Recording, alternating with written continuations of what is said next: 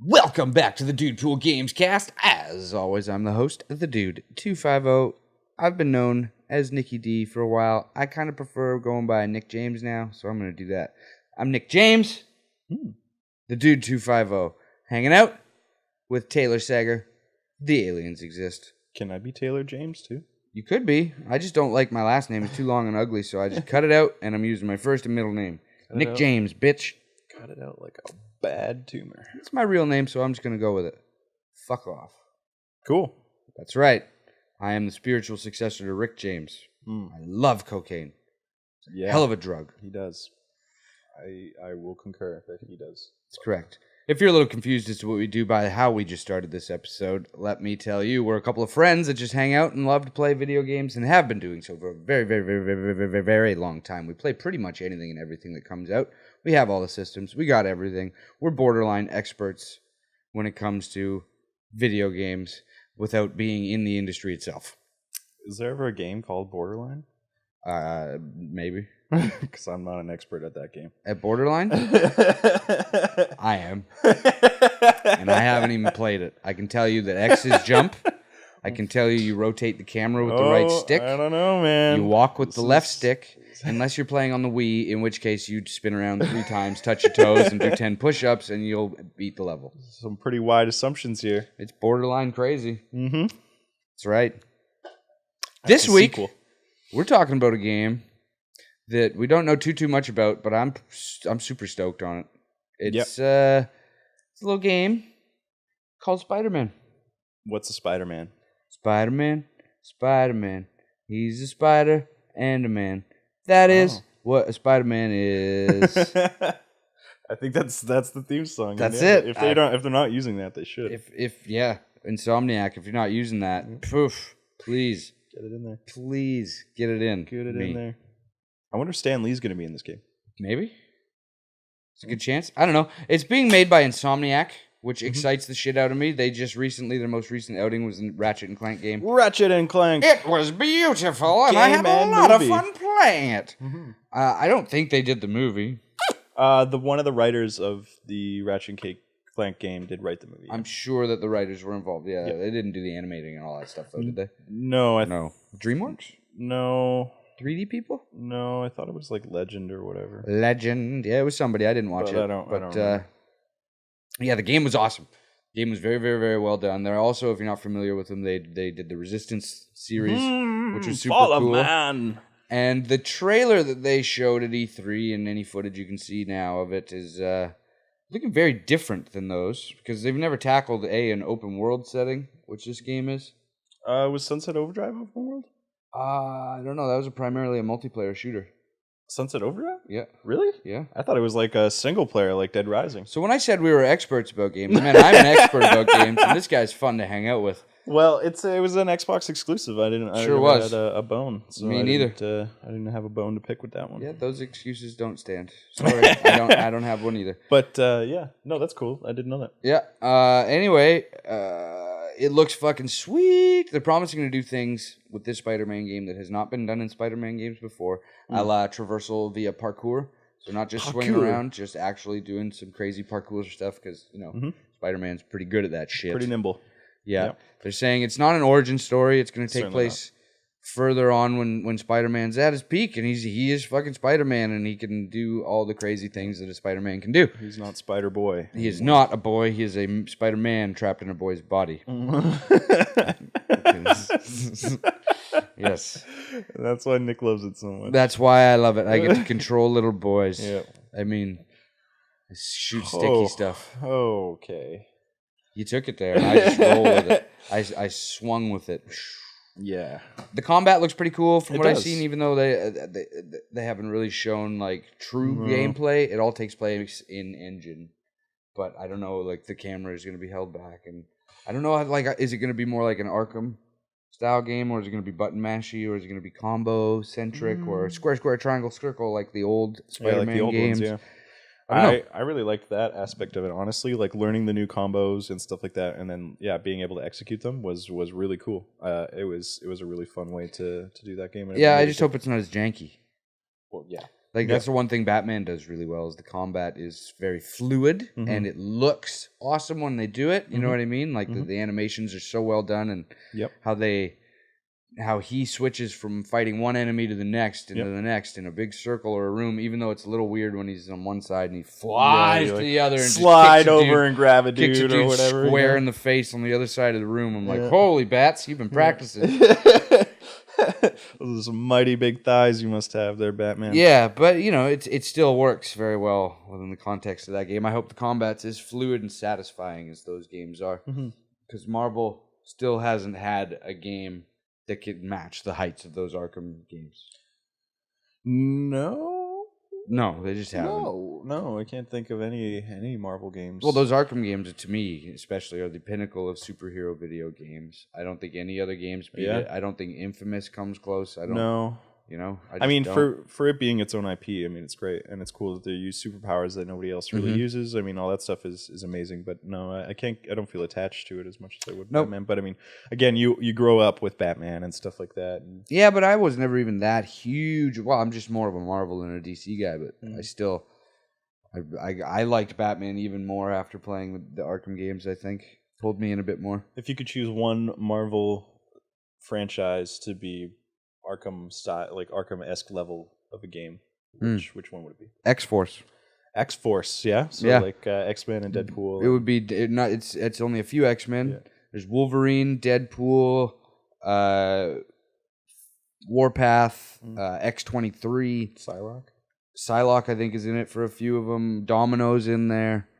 And but they're like, I'd like that because it'd be super mature. Like you could really, you could kill people, right? You could get Wolverine to shove his claws in a dude's chest, and Domino can snipe somebody's head off. And Deadpool could be Deadpool and shove a grenade up someone's asshole, right? Like, if I could have that, that would be it for sure, 100%. That's a pretty good.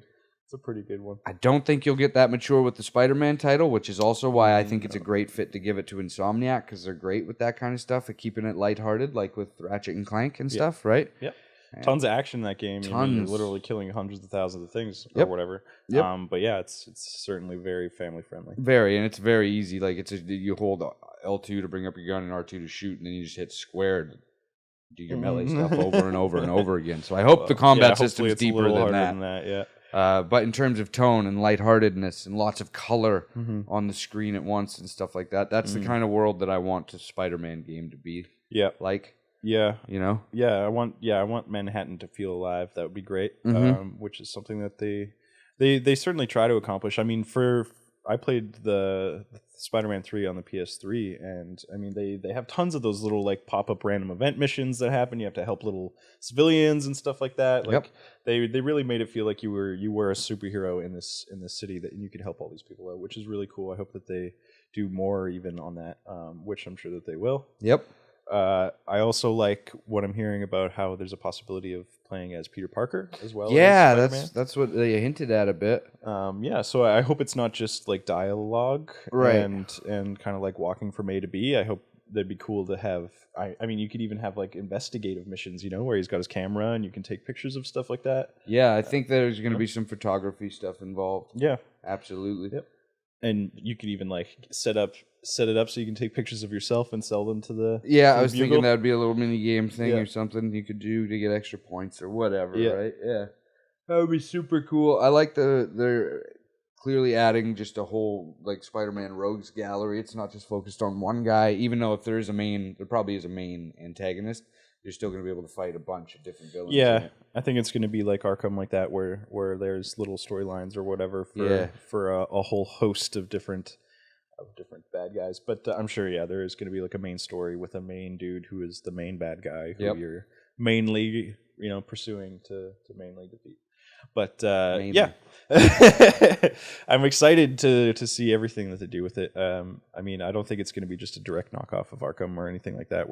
No, I don't think it'll be like Arkham at all. Yeah, I don't. In terms of the combat and stuff, I just really like that counter system, but it has been used quite a bit since then. But yeah, I think that's a little tired now. I mean, so many games use that like that, and it's interesting to see what they would do.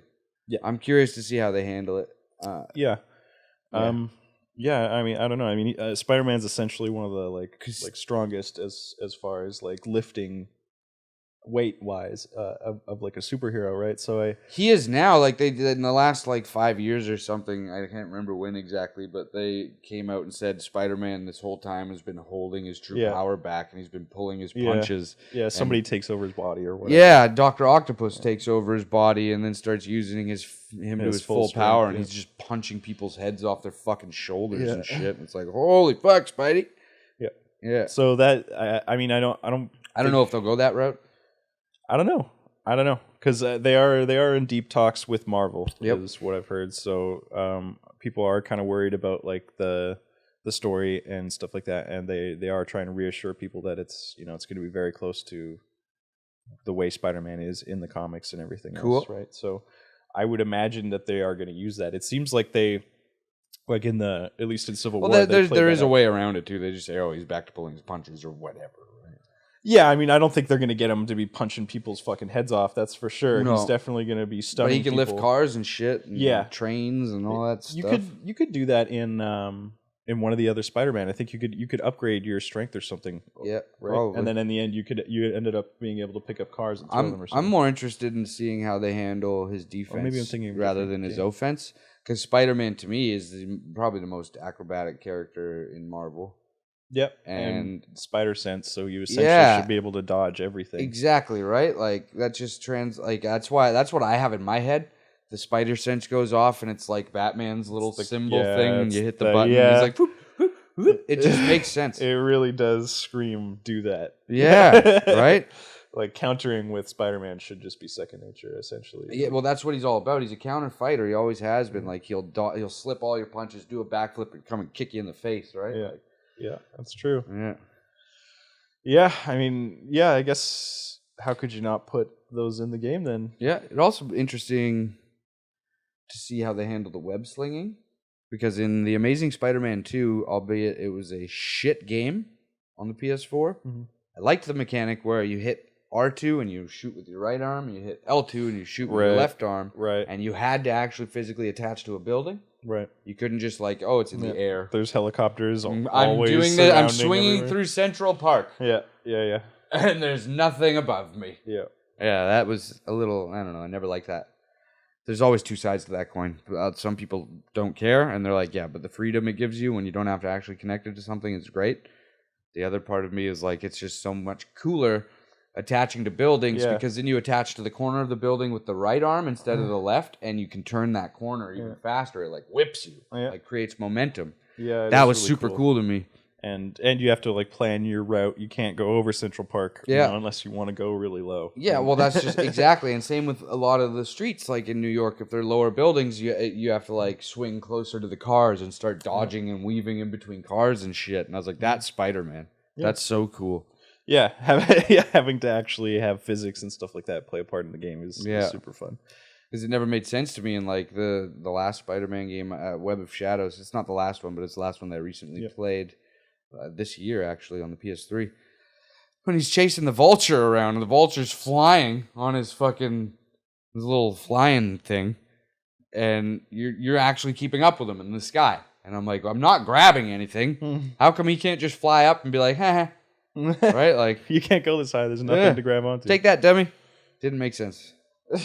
Well, you got him and you saved the day, and that's really what matters. I did get him. And I did save the day. It was a mediocre game. It was fun, though. I'm hoping that this one is better. I mean, I really enjoyed all the Spider-Man games just because I love that like almost hypnotic like swinging through the streets of Manhattan. I mean, they've already sold me on the visuals. Visuals look great. Yeah, they look awesome. It's very vibrant and colorful, which is what I think they excel at. The first Resistance game, I played it, and it was underwhelming, and mostly because of the lack of color. It was very almost like a sepia or like just washed out. Yep, they didn't change the palette color tone very much in that one. It was a lot of browns and grays. Yeah, and then number 2, it changed completely. They added a lot of color, and everybody said that was a way better game. And yeah, I mean, I don't know what was going on back in the PS3 era of time, but we just for some reason everybody wanted to put out a nasty gray game. I blame Gears of War for that. Like the Gears of War was the first one that really Even the second and third Gears of War get quite a bit more colorful. Like a lot of they like do, yeah. vibrant reds and crazy weird Yeah. fucking like bug things with crazy weird blue ass explosions and weird shit like that. Like they were going Starship Trooper style, Yeah. with like neon colors and shit eventually. But the first one was really washed out. yeah. Well, I mean, when Resistance, the first Resistance and the first Gears of War came out, I was like, well, these are like the same game. Well, one's a third person, one's a first person. Yeah, no, they're very different, but like I get it. Like just the style and like you're fighting these weird aliens, things, and you're part of this resistance group, Yep. and it's kind of gritty and that same fucking color tone. Yep. That's really what did it to me. Except one's on an alien planet and the other takes place during World War II, but you're not on Earth in Gears of War. Really? No, you're on a different planet, and those bugs lived there. Yeah, first. lived underground. Yeah, I thought it was Earth though. That's no. weird. Oh, that's cool. I never knew that. Pretty sure it's a different planet. That's really cool. I'm like 90% sure. Cool. Yeah. That's a good percentage. That's like an A+. Yeah, it really is. Take that to the bank. I don't know. I'm stoked on it to see what they can do. It's still pretty early. Mm-hmm. It is a PlayStation exclusive, but and it is published by Sony, but it's not going to have anything to do with the Sony movies or anything like that. No. It has nothing really to do with the fact that they own those movie franchises, I don't think. But it's like, yeah, I mean, they got in the door that way with Disney, I suppose. Yeah. I think they made friends. Yeah, together with the right people while they were working out that deal with the Marvel Cinematic Universe to use Spider-Man in the Avengers, and then vice versa. They get all the profits from their standalone Spider-Man movies. Mm-hmm. I think that's definitely helped secure the exclusivity rights. Yeah, and the attachment rate to the PS4. I mean, you can't really argue. They're gonna make money. Yeah, and how many other fucking Spider-Man games have only been PlayStation exclusive? Yeah, and you don't really want to do the flip side of it because Tomb Raider did that, and they lost sales big time. They just did. Yeah, there's a lot of people that haven't played that game. I'm one of them. Yeah, because it didn't come to PlayStation. I can get it on PC, but I didn't get my good PC until months and months later. That. And you know what? I wouldn't. I'm not going to buy it on Steam for full price. That's the thing. I'm not either now. And I'm probably not going to get it on PS4 for full price either. They're probably going to pack in all the DLC. It's going to be a definitive edition, right? Yeah. So maybe, but at the same time, I think at this point, I'd rather play it on my PC. I prefer controller better, I think. Yeah, I like my mouse and keyboard. I could just plug in a controller to my PC. Honestly, it'd be wherever it's cheaper right now. Yeah, which is what's the problem with that? Because like they're not going to sell these games at full price anymore now that it's been released. And I know that game's going to take a big price drop on a Steam winter sale. Yeah, I was hoping it. Actually, it did in the summer sale. They are offering the double deal. It was $30 Canadian. For Just Cause 3 and Tomb Raider. The new one. No, the second one. It's $30 for both, and I didn't get it. Wow, that is intense. I kicked myself. I should have got it. No, that's a huge sale. Yep. That's fucking craziness. Yeah, I definitely would have jumped all over that. But that's that right there. That's $15 for that fucking game. Right? That's so an $80 game. Wait for that Christmas sale, too. Like, it's going to happen again. Yeah, it's crazy. But, yeah, I don't think that it being an exclusive in this case for Spider-Man is really going to hurt it. I mean, no, I'm saying it's the other way around. The reason Tomb Raider got hurt is because the attachment rate was so low for the Xbox. The PS4 outsold it by it blew it out of the fucking water, and they actually released a statement saying like, oh, they didn't release their sales figures forever for that game. Oh, really? They just didn't want to. Yeah. I don't know if Microsoft wanted them to either. Yeah, discourage people from doing exclusives. Exactly, right? There's no more now. I haven't heard of any others, and they paid out the ass to have that. It was a timed exclusive, too. This is a true exclusive, and Sony can do that based off their attachment rate. Yep. Yeah. Because they can guarantee a certain amount of profit. And I mean, Insomniac, 90% of their games are Sony exclusives. Yeah, I wouldn't be surprised if Sony owns that studio. I don't know. Well, they did do Sunset Overdrive, which was an Xbox One exclusive. Oh, yeah, and that was only a few years ago. So that's fair. I mean, maybe since then they purchased it. Probably not. Sony's just really good about keeping their exclusives. Yeah. And their devs happy. Yeah. Yeah. Yeah, man. I am looking forward to it. I'm looking forward to seeing more about it. Yeah. Because it's still, I don't know, it's what is it, 2017 release? It is 2017. They don't have a solid date, but I'm thinking it's going to be early. They did come out and say just recently that they've already been working on it for over a year. So, That's it? Yeah. Huh. Yeah, but I mean, it's using the exact same engine that they used to make Ratchet and Clank, the new Ratchet and Clank. That excites me. Cool. Yeah. It's That explains why it's so colorful.